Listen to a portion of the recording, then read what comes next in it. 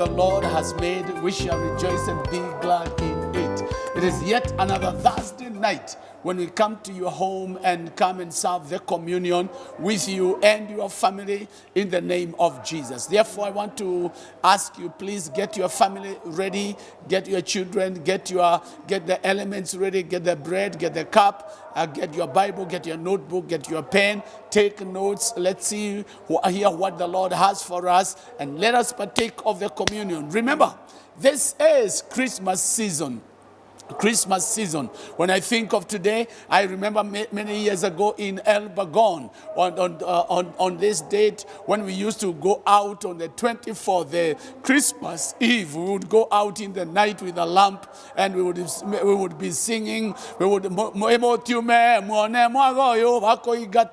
we would go singing and singing and singing. And today I sit down and I'm wondering, where did that come from? And I'm tending to think there was some Halloween stuff that was mixed up with Christmas, and we want to go out and going Gata Shaitani and all that. But anyway, that is not for me for now. We want to partake of the communion. We want to hear the word of the Lord. We want to move forward. But I also want to wish you a Merry, Merry Christmas. Merry, Merry Christmas. I pray that the reality of Christmas will dawn in your spirit in the name of Jesus Christ. But before we hit the road, I have my Joyce with me, and I want her to come and wish you a Merry Christmas, bring you Christmas greetings, and then we continue from where we stopped last time. Joyce, please bring in the word. Amen. Praise the Lord. And how is everyone today? Welcome to today's service. Bishop has the word and I have the greetings for you. So I just want to wish you a Merry, Merry Christmas. Thank you for being with us the whole of this year. It's been a wonderful year where God has continued to manifest His mercy and His grace to His people. So we have every reason to celebrate. And tonight we are celebrating the goodness of the Lord. Tomorrow we'll still be celebrating the love of God in our lives. So Merry Christmas, and I know God has been doing you good and will continue to do you good. In Jesus' name, amen. Remember, Christmas reminds us of the birth of the Savior, the birth of the Messiah, the Word becoming flesh and dwelling amongst us. You remember what John said? In the beginning was the Word, and the Word was with God, and the Word was God. And verse number 14, and the Word became flesh and dwelt amongst us. So Christmas is bringing in the reality of the Word of God becoming flesh and dwelling amongst us, so that He can go through what we go through in order to bring our deliverance.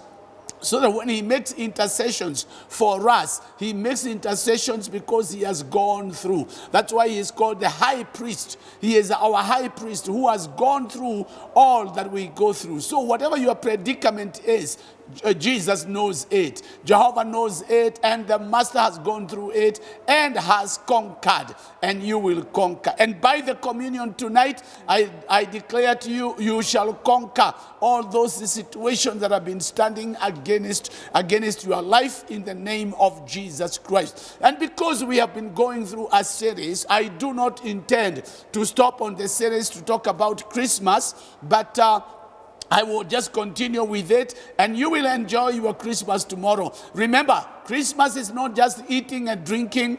Christmas is not new dresses or new shoes or new things being given to you. Christmas is not even traveling. Christmas is the Word of God being born in you.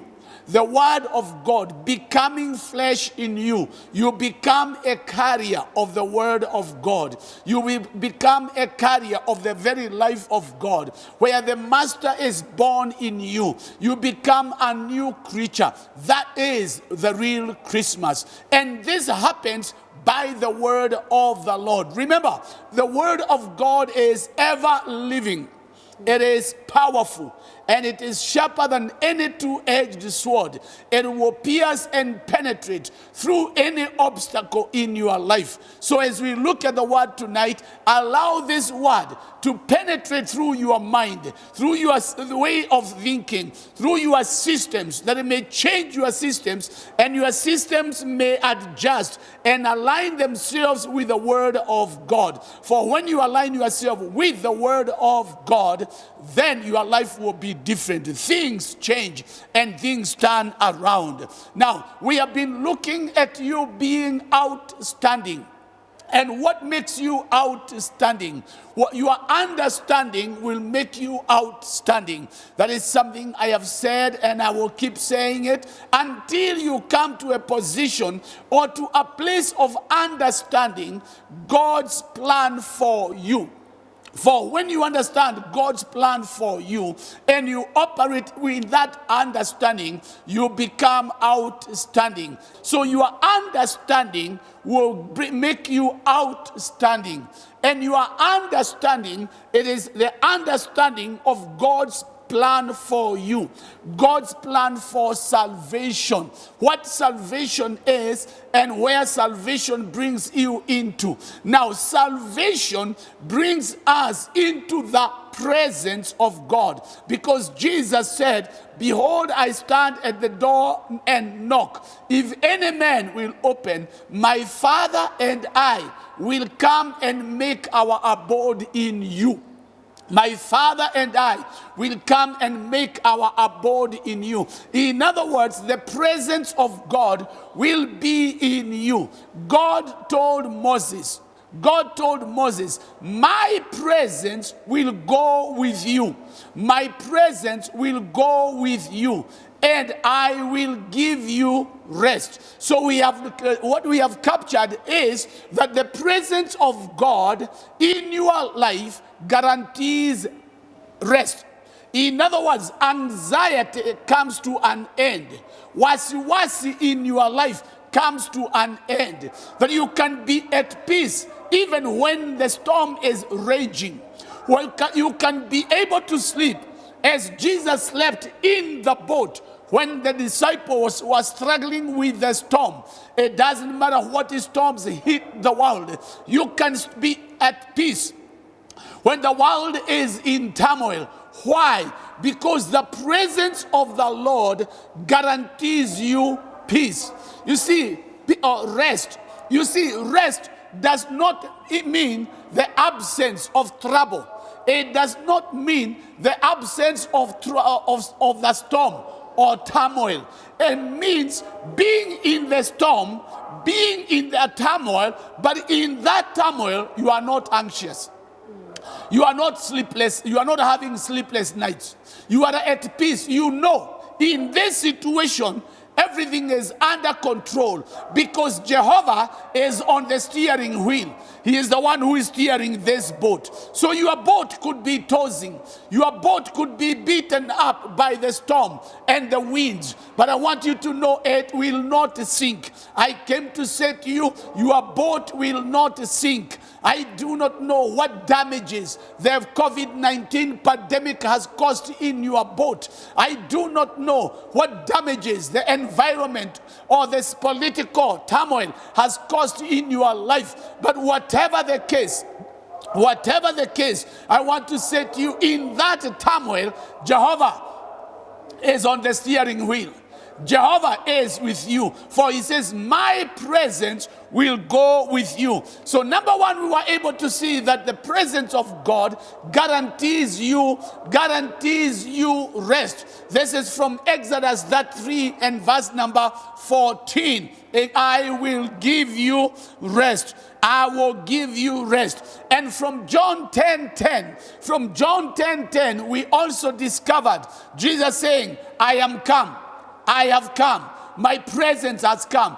My presence is with you. I have come that you might have life and have it more abundantly. Remember, Jesus starts by saying that there is a thief, and the thief comes or brings his presence. In other words, the presence of the thief means there is stealing, destruction, and there is and killing. All those are the things that are found when in the presence of the thief or the enemy or Satan. But my presence, Jesus' presence, the presence of God, brings in life in abundance. The very life of God becomes your life. Let me tell you, my friend, the moment you understand what salvation is, the moment you understand God's plan for salvation, I want you to know your life will completely be different. We have a lot of people who understand religion. We understand what religion says, but we do not understand God's plan for salvation. I pray that in the name of Jesus Christ, that you will endeavor to understand God's plan for salvation, what God has already accomplished for you, what God has already won in Christ Jesus for you, what Jesus has already attained and finished for you. For in that understanding, you enter into his rest and you get into the abundance of his life. Number 3, we move forward, and we did see that the presence of God guarantees you prosperity. It guarantees you prosperity. And this, Joyce, if you remember, we saw from Genesis 26. In Genesis 26, verse number 1, we see the beginning of a new life. What does it say in Genesis 26, verse number 1, Joyce? There was a famine in the land, besides the first famine that was in the days of Abraham. And Isaac went to Abimelech, king of the Philistines, in Gerar. Then the Lord appeared to him and said... That's where I want you to capture. Then the Lord appeared to him and said... Then the Lord appeared. The presence of the Lord was manifested. When was it manifested? It was manifested during the famine. It was manifested in a foreign land. It was manifested when people are not planting. It was manifested when people are going through a hard time. It was manifested when things were not going multiplying. It was manifested when things were going down. What? The presence of God. And you will discover that the presence of God in the life of Isaac made all the difference. That this statement, then the Lord appeared to him.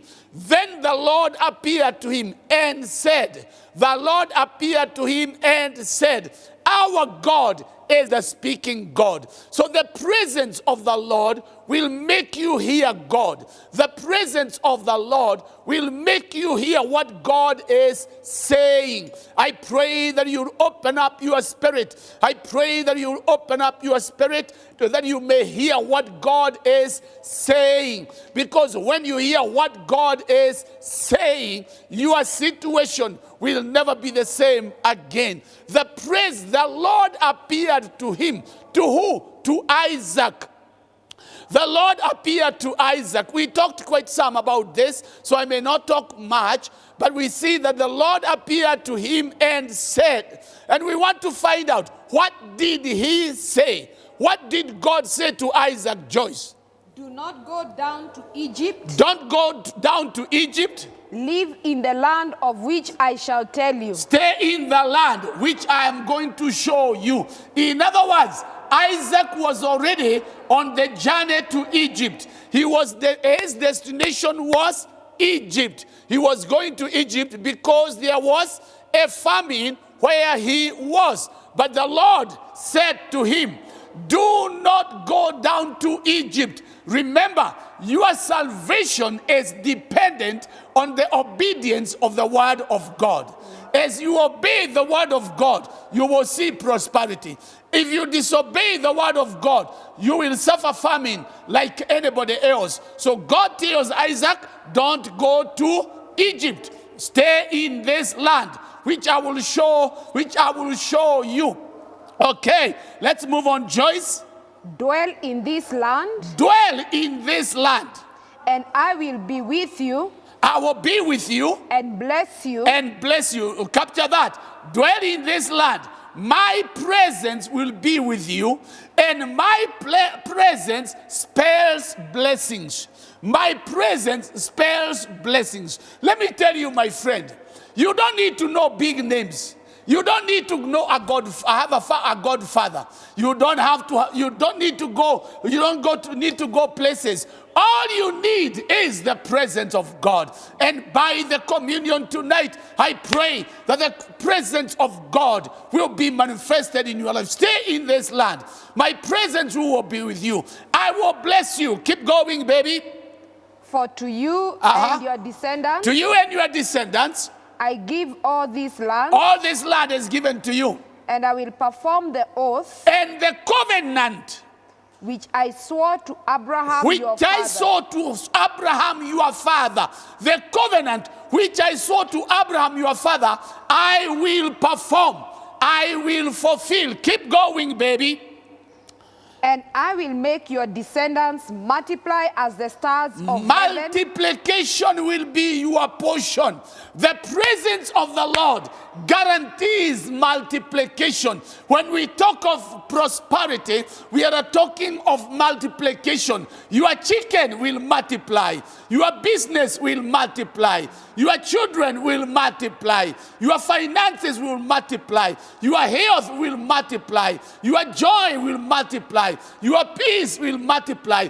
Your descendants, that which concerns you, shall multiply as the stars of heaven. I will give to your descendants all these lands. Okay, let's jump to verse number 6, baby. So Isaac dwelt in Gerar. So Isaac dwelt in Gerar. He was told, dwell in this land. Which land is this? The land of the famine. So Isaac dwelt in Gerar. What does that tell us? Isaac obeyed the word. Isaac obeyed the word of God. What happens when you obey the word of God? I want to say to you, tithing is not a suggestion. Giving is not an idea. It is the reality of the word of God. That when you tithe, when you become a giver, when you become a sacrificer, when you give your first fruits, as you give unto the Lord, when you give your love, when you give your time, when you give your joy, you give your peace to the people, you give company to people, that which you give shall be multiplied back to you. Isaac obeyed the word and dwelt in Gerar. At that time, there is a famine in Gerar. There is no food in Gerar. People are complaining in Gerar. People are murmuring in Gerar. People are starving in Gerar. But God said, stay in this land, and my presence will be with you. I will bless you. I will multiply. Isaac obeyed. So Isaac dwelt in the land of Gerar. Okay. When he dwelt in the land of Gerar, look at verse number 12, Joyce, and tell us what he did when he dwelt in Gerar. Then Isaac sowed in that land. Now I want you to capture this. The very first word, then, at that time. And during that moment, the time he dwelt in Gerar, the season of the famine, the time of lack, the time of complaining and murmuring, the time when many businesses were going down, the time when everybody was saying there is no money, the time when everybody is saying things are so hard, then Isaac sowed in that land. Which land? The land of the famine, the land of the problem, the land of the drought. What happened, Joyce, when he sowed in that land? And reaped in the same year. He harvested in the same year 100-fold. 100-fold. And the Lord blessed him. And the Lord blessed him. Now, Isaac planted during the year of the famine. And during the year of that famine, he harvested 100-fold, not 30-fold, not 60-fold, but 100-fold. Last time I talked to you about the three results of the 30-fold, 60-fold, and 100-fold. That when you walk in obedience, obedience of the word of God, what will happen? You move from 30, you move from 60, you go to 100-fold. The choice is yours, baby. The choice is yours. By your obedience, you will operate in the realm of the 100-fold. Okay, the Lord blessed him. Keep going, verse number 13, baby. The man began to prosper. Now the man Isaac, when he planted during the famine, when he harvested during the famine, what did that do? The famine was the beginning of a new season for Isaac. I want to say to you, my friend, is it possible that this coronavirus is a beginning of a new season for you? Could COVID-19 pandemic be the beginning of a new season for you? It will depend on your obedience on the word of God. It will depend on what you take, on how you take the word of God. The man, verse 13, the man began to prosper. The man began to prosper. I want you to know that this season is the season of your beginning. This season is the season of your beginning. I do not know whether you have ever had the communion on the eve of Christmas. This could be the first one. It could be marking the beginning of a new season, the beginning of a new economic season for you, the beginning of a new relational season for you, the beginning of a new season for your marriage, the beginning of a new season for your business. This could mark the beginning of a new season with your children. The man began. The man began. What did he begin to do, Joyce? Began to prosper. He began to prosper. The communion tonight triggers the beginning of your prosperity. You shall prosper in your health. You shall prosper in your wealth. You shall prosper in whatever you do. You shall prosper in your resources, in your finances. You shall prosper. The man began to prosper, Joyce. And continued prospering. And continued prospering. In other words, what you begin today will not end. It will continue. Until he became very prosperous. Until he became very prosperous. In other words, there is a process. The process of prosperity begins and continues. Maintenance of the word. Persistence in whatever you are doing. Being consistent in your dream. Being consistent in your vision. Don't be a hawker, jumping from one place to another, one business to another, one woman to another, one man to another. I want you to know, my friend, consistency will take you to a place of becoming. Consistency will take you to a place of becoming. He continued prospering until he became very prosperous. Okay, look at verse number 14. For he had possessions of flocks. For he had possessions. You see, when you adhere to the word, when you hold on to the word, when you obey the word, it will bring you to a place of possession. Now, the planting of Isaac brought him to a place of possession. What possessions, Joyce? He had possessions of flocks, possessions of herds, and a great number of servants. Now, I want you to know, I want you to see Isaac in the land of Gerar. Gerar is a land of the Philistines.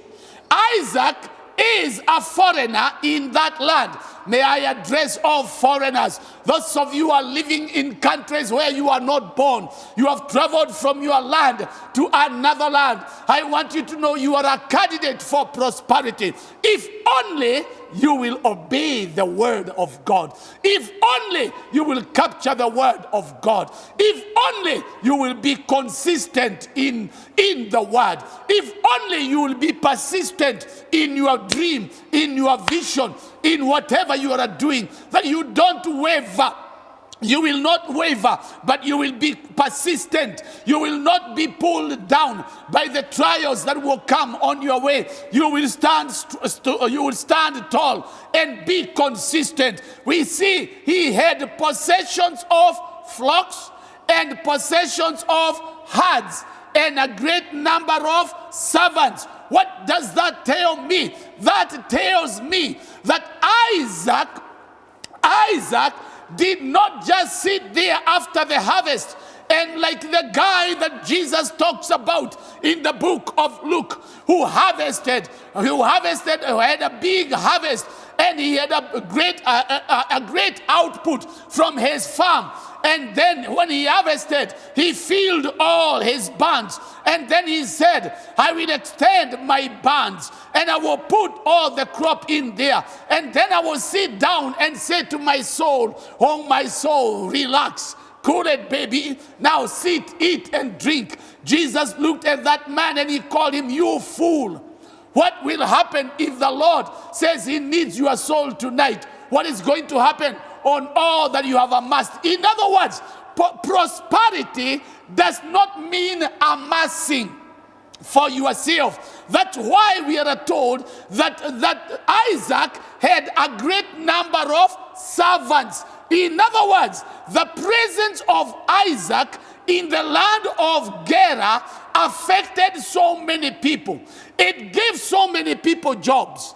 It gave so many people something to eat. It helped educate so many children. It helped build hospitals. The presence of Isaac in the land of Gerar. Remember, we are still on this, that the presence of God guarantees prosperity. That's where we are on. And we are using Isaac. We are looking at Isaac as an example. So he has gone into the land of Gerar.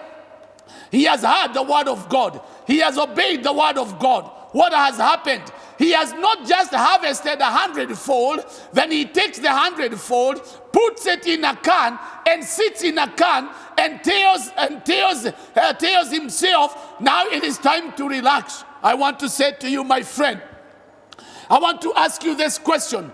When is the last time you are a blessing to your pastor? When is the last time you gave to a neighbor? When is the last time you gave to a poor man? When is the last time you blessed a children's home? When is the last time you gave out to charity?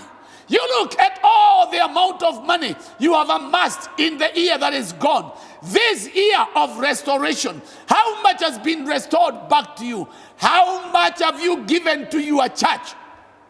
How much have you given to your church? And have you ever given to your pastor, or do you just give to your organization? I will talk on that one of these days. Where does the anointing flow? Does the anointing flow through the organization, or does the anointing flow through the prophet? That is not for today, but I will talk about it sometimes. Now we see Isaac had a lot of possessions. He had flocks, possessions of flocks. Now flocks produce fur, flocks produce milk, flocks produce skin, flocks produce meat, flocks produce labor. Now think about that. He had flocks, akina goat, akina sheep, all that class. He had so many of them. So what did he do? He realized he needed somebody to look after sheep. So what did he do? He employed somebody. They produced more. He employed more people. He had goats. So he realized that he needed someone to look after the goats. He employed someone. When they multiplied, he employed more people. He needed somebody to milk the goats because goat milk is very good. He employed somebody. So what is happening? This somebody's family is being fed from Isaac's obedience. From Isaac's obedience and following the presence of the Lord. So you find in the city of Gerar, Isaac is affecting everybody. He had possessions of herds herds, akina cows, akina donkeys, not giraffe, ngamia.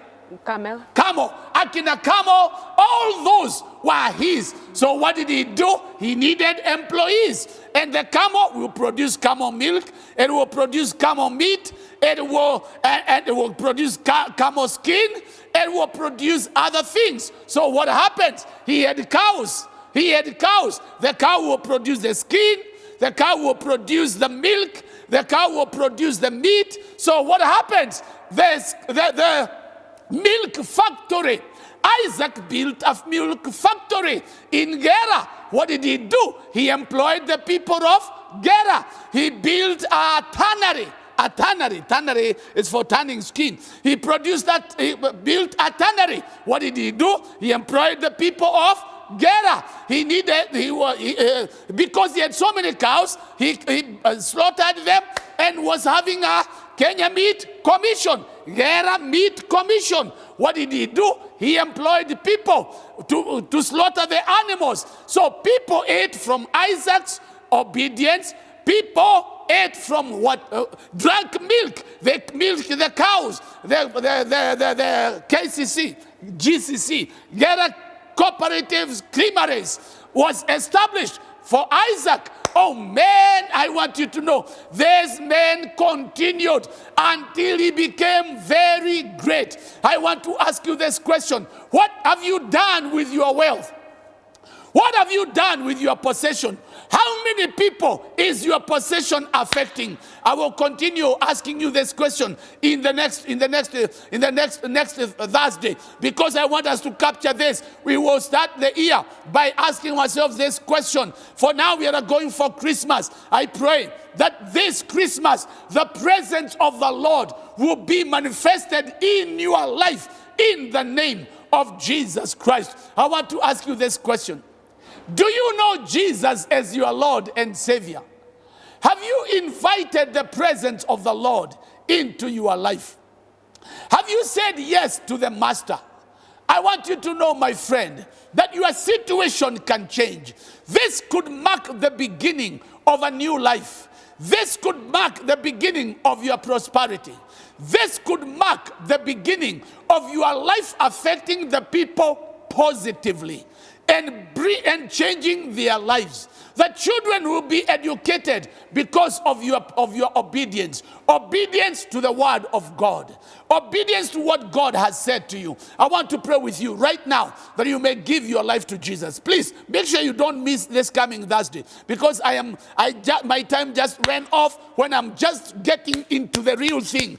Maybe that's exaggeration. I have been in the real thing all through. But you capture this word, your life will never be the same again. Please pray with me right now and say, Father, in the name of Jesus Christ, in the name of Jesus Christ, I come to you. I come to you. I acknowledge that the work done at the cross of Calvary by Jesus Christ was for me.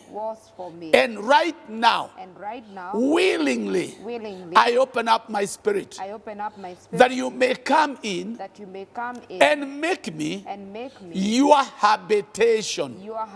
I receive you now as my Lord and my Savior.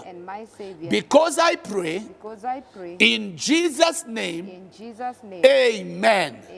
That is the first thing you need to do so that you can partake of the communion. Now you are born again. You are a child of God. You qualify to partake of the communion. Even if you have not done any exams, you have not gone through the catechism, you have not answered any questions, but you are now born again, you can partake of the communion. Regardless of your church denomination, I am talking about the Word of God, the Bible. The Bible. That's what I'm talking about. That's all. You can partake of the communion tonight. Therefore, join with us and partake of the communion. And you at home, you will serve the communion. Get your elements ready. Get your bread, get your cup, and let us partake of the communion together. As I read to you the words of Paul in 1 Corinthians chapter number 11 and verse number 23. From verse number 23, he declares and says, For I received from the Lord that which I also delivered to you that the Lord Jesus, on the same night in which was betrayed, took bread. And when he had given thanks, he broke it and said, "Take, eat. This is my body, which is broken for you, which is broken for you. This do in remembrance of me." And in the same manner, he also took the cup after supper, saying, "This cup is the new covenant in my blood. This do as often as you drink it in remembrance of me." Father, in the name of Jesus, I hold the bread and the cup this day. And as we partake of this communion on this Christmas Eve, may this mark the beginning of a new life in every one of us. May this mark the beginning of prosperity in our lives. May your presence abide with us and help us obey your word during the famine, that we may follow the example of Isaac in the land of Gerar. Because I pray in Jesus' name, and everybody said amen. Okay, right there where you are, the Bible tells us to wait for one another. So I want you to serve your family right there where you are. Blessed be the name of the Lord. Blessed be the name of the Lord. Now as we hold the bread together, right there where you are in your own home, you're holding the bread. We are remembering the broken body of Jesus Christ that was broken because of your sicknesses and diseases. As you partake of the communion, may the healing power of God come into your life, come into your body in the name of Jesus Christ. Let us partake of the bread together.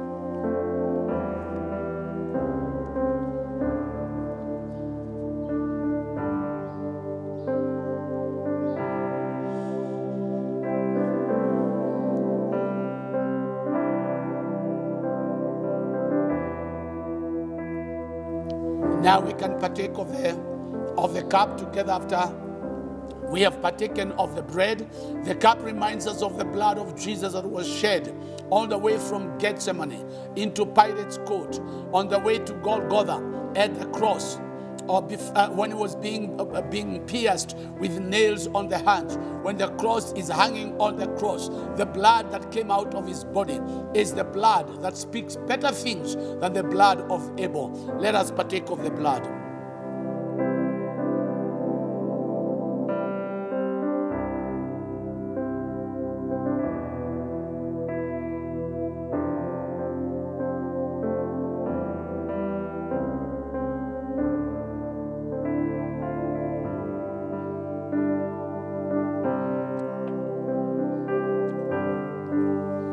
Right there where you are. This is time you release your faith. Release your faith for a new beginning. Release your faith for the manifestation of the presence of God in your life. You take a moment and tell the Lord, thank you. Father, I thank you. I bless you. I honor you, Jehovah. I exalt your name. Thank you for the communion tonight. Thank you for a new beginning. Thank you for your word that has come so powerfully. Oh God, I pray that you help me obey your word. Do your word. That your word be manifested in me. That your presence be manifested in my life. Oh God, that whatever I touch to do may prosper after the order of Isaac in the land of Gerar. In the name of Jesus Christ. Lord, I pray that this Christmas will be a different Christmas. It will be a Christmas with a difference. As you minister to you are every one of us. That you minister to this mama, minister to this man, minister to this woman. Oh God, minister to this young man in the name of Jesus. That they will walk in your joy. They will walk in your provision in the name of Jesus Christ. Glorify your name, Jehovah. I bless you and I honor you. In Jesus' name, amen. Receive your miracle right there where you are in the name of Jesus Christ. May the comfort of the Holy Spirit come upon you. May the joy of the Holy Spirit come upon you. In Jesus' name, amen. God bless you. I love you and I value you. Now, you can walk in the revelation you have received. Please remember, worship is never complete until you place your offering, your sacrifice upon the altar. On this Christmas Eve, what is your offering? What is your sacrifice? Jesus sacrificed his life for you. What are you sacrificed? He sacrificed his throne for you. He left his throne in glory and came and took the form of a man for you and I. I want to challenge you in the name of Jesus to bring in a generous offering tonight.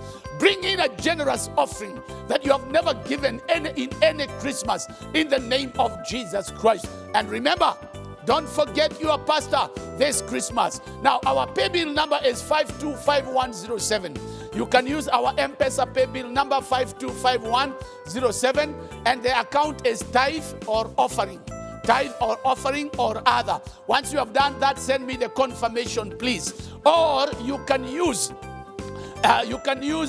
direct transfer from your bank to Equity Bank. You can do direct transfer to the church account 018-029-022-1689.